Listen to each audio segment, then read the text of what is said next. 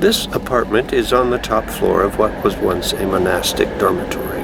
When its top floor was restored, the new owner had the amazing good sense to have the ribbed vaulting of the original ceiling right there where I could touch it.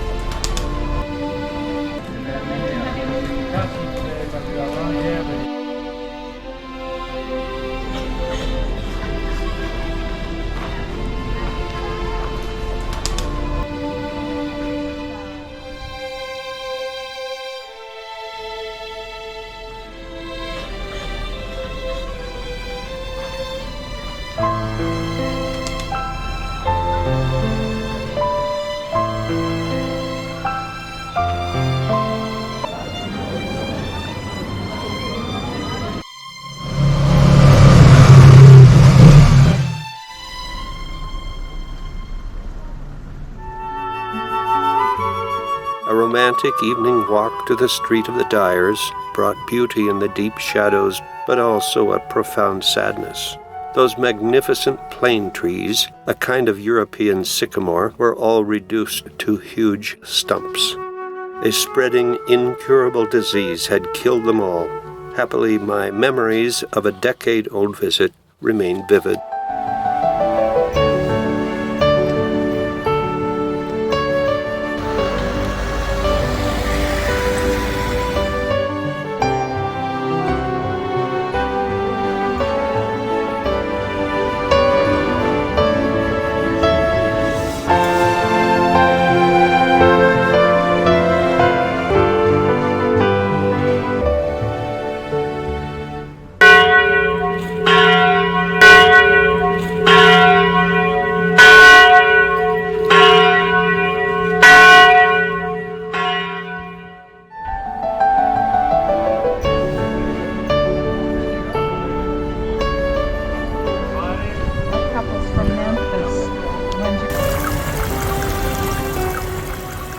An all-purpose close-in tour brought us to this small, uncomplicated village, with its typical 12th century church and the former mill race carved into its riverbed's clear waterway.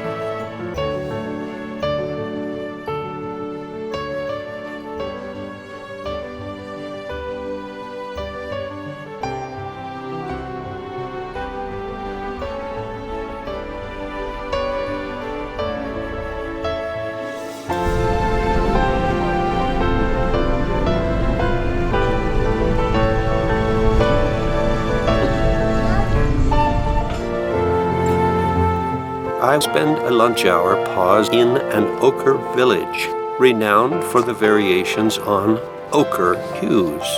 Good food, okay wine, enjoyed in view of the mayor's office windows yonder.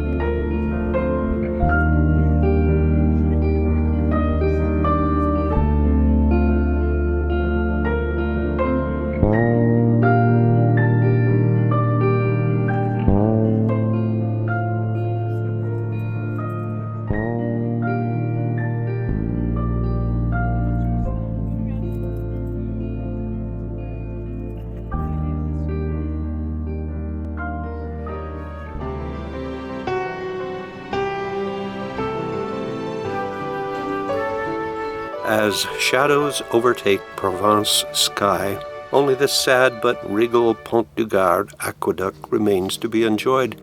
If you were a kid, where I was a kid, playing among hillside rocks and sliding in playground baseball games, your tough and reliable and vaguely blue everyday trousers have a clear linkage to the city, whose fabric mills these waters kept in motion. Denim pants that we just called jeans.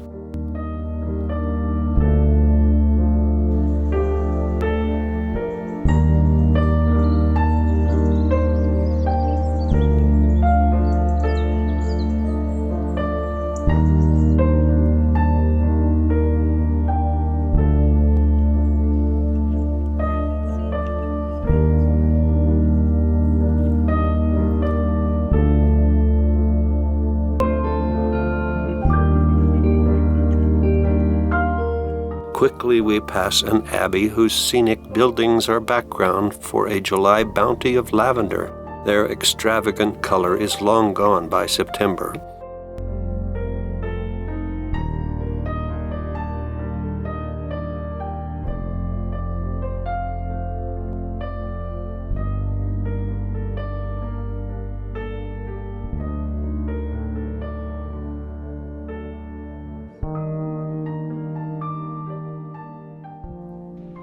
An hour or so south along the Rhone River is Old Arles, whose truly ancient Roman cemetery deserves a visit for reflection. Les Halles Camp is Provençal for the Champs-Élysées, the famous boulevard in Paris, whose meaning is the Elysian Fields.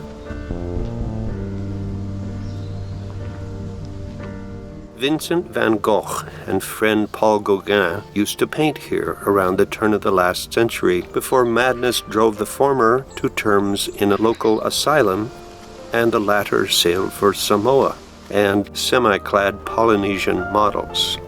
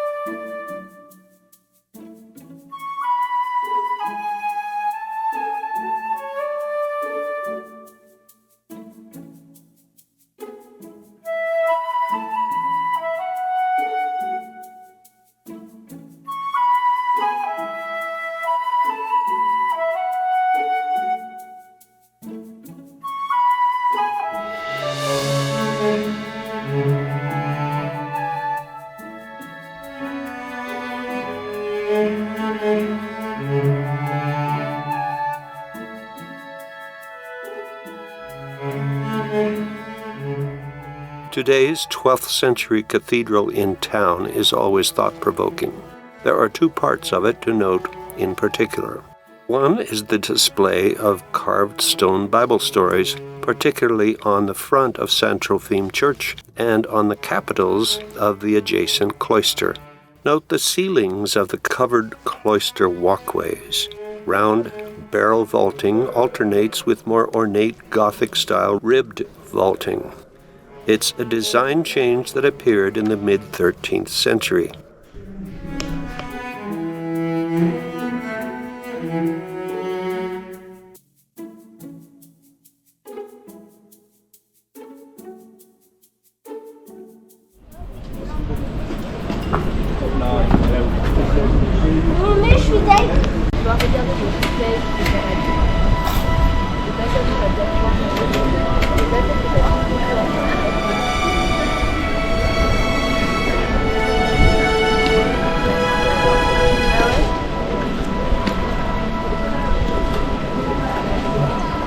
Now, part two of the features that move me is the stone floor in the Central Theme Church.